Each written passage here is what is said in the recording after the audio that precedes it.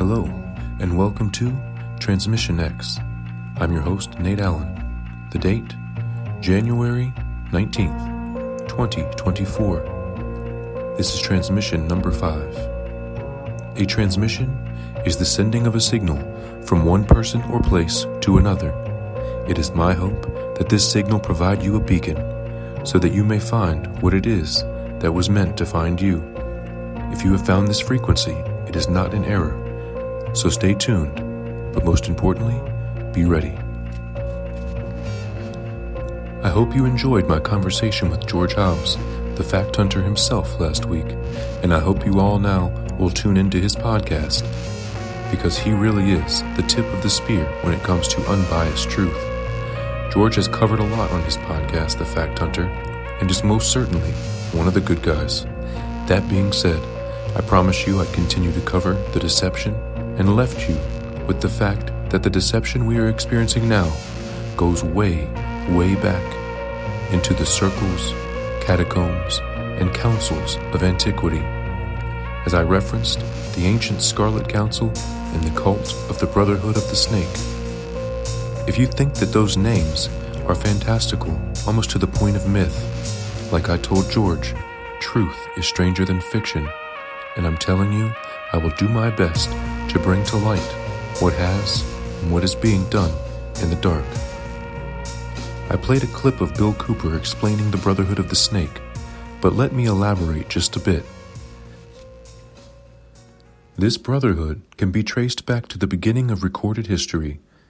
Approximately 6,000 years ago in ancient Mesopotamia, Sumeria to be exact, were found etched in tablets the story of Ea, also known as Enki, who was said to have been that rebellious Sumerian god. Interestingly, he is the serpent of the Bible in the Garden of Eden. It was written that he, along with his wife Nin-Kersag, were given the task of creating workers to mine gold for their people, which became man.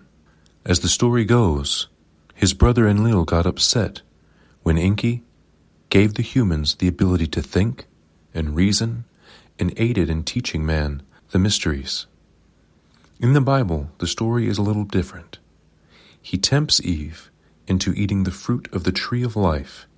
In the mysteries, it is taught that this is not only literal, but symbolic as well. Adam came to know Eve, or completed the physical sexual act. Their first son from this sin was Cain. This, in essence, lowered their vibration, causing them to be banished from Eden. This was the beginning of the sacred lineage spoken of throughout the Bible. Before this, they were only permitted to taste of the fruit, but never to eat of it, meaning never to complete the act. This understanding, and there are many different interpretations, but this understanding inferred that sex used to be strictly a spiritual practice, a more divine union. Have you ever seen the Buddha statue where a woman is on his lap? This was the position. I heard in an interview with a woman many years ago that belonged to a group where a more spiritual sex act was practiced. Intertwined breathing would take place rather than the more animalistic movements associated with the act today. This act had to be completed at certain time each month in harmony with the energy of the moon and the stars. And after much fasting, and by abiding by spiritual laws, the participants' bodies would then sink, and before the peak was reached, a fiery serpent would rise up each participant's spine, and while peering into each other's windows of the souls, they would experience truth within one another, and together spiritually commune with the Most High, and form a true spiritual union. In this practice, they would gain life and never truly die, meaning no seed would actually be spilled, and the fiery serpent would go back down to its resting place in the sacrum. This is actually where we get the word sacred, for this was a sacred act. The serpent in biblical tale offered Eve and then Adam the choice to fulfill the act physically, and when tempted, both ate from the tree of life. Their strictly spiritual life became physical. The spiritual act became worldly. The seed was spilled, and it seems the true seed war began. The deed was then done, and now man was from that moment on, cursed to know the difference through experience of good and evil, and man was to die a physical death. This was the mystery, and so, already, you see two sides to one story. Throughout history, this mystery has been concealed right in front of your eyes, hidden in plain sight. Think the American Medical Association and the logo of the coiling serpents around the staff of Hermes, called the caduceus. When one practices this act by oneself, they can complete the act, but only reach one part of the whole. You can see this symbol in modern times as well, on the flag of the World Health Organization. The forcing of this act may have been the original perversion of the mysteries. There have been many stories of practitioners of certain meditations attempting to raise their kundalini, as it's called, forcefully with very negative side effects as a result. The teaching incorrectly of mysteries, such as that, happened when the fallen ones, the godless, were attempting to teach man. In the book of Enoch, the story is all there. I found also, by comparing the mythology of other ancient cultures, it may have been the same fallen angels, called gods, continuing the mystery teachings that were supposed to free man, but inevitably trapped man in his own vices. Still, in certain circles, this teaching is prevalent. I have a clip from a very famous actor talking about the basic mystery. He even brings up how it is referenced in Christmas, and Santa Claus is involved. You may enjoy this. Give it a listen. 33 vertebrae in your spine. There's 33 years in the life of Jesus Christ. Substance that comes from your medulla, which looks like the Ark of the Covenant, has angel's wings around it, the whole thing. Trip down your spine to your sacrum, which is Christ coming down into human form. Yeah. And if you don't squander that essence, that sexual essence, it ascends again and goes back up to heaven, which is your thing. It's also the story of Santa Claus. Why he comes down the chimney is because this juice or this substance actually passes what's called the claustrum, which is where they got Santa Claus. So it goes down the chimney. Remember when I told you about how Manly P. Hall wrote The Scarlet Council in Egypt, perverted the basic mysteries, and by doing so, infiltrated Egypt's priest class and used the pharaoh as their puppet? I have found that it is likely that they, the Brotherhood of the Snake, the same powers, the same rulers of darkness we are said to wrestle with, the same principalities, the same spiritual hosts of wickedness in heavenly places, have continued this practice with our modern-day popes, dictators, presidents, and so forth.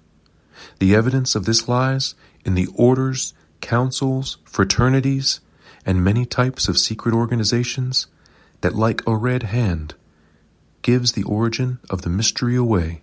In essence, these so-called leaders show their hand and are therefore guilty by association.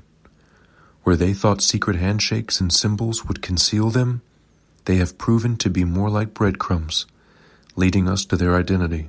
They have pushed an egotistical agenda, a self-serving dogma, full of open minds, easy to manipulate and fray. They have pushed man away from the true seeking and serving of God.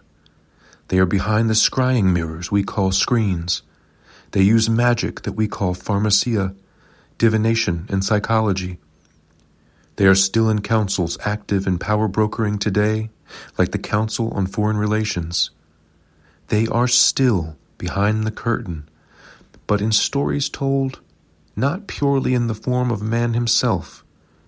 When looking back on history through that of a lens that provides the viewer the ability to see more than politics, but see the black magic behind it, we find the Council of Nine. They go back to stories of the old pagan gods themselves, which after much research into ancient texts seems to me to be not only synonymous, but one and the same.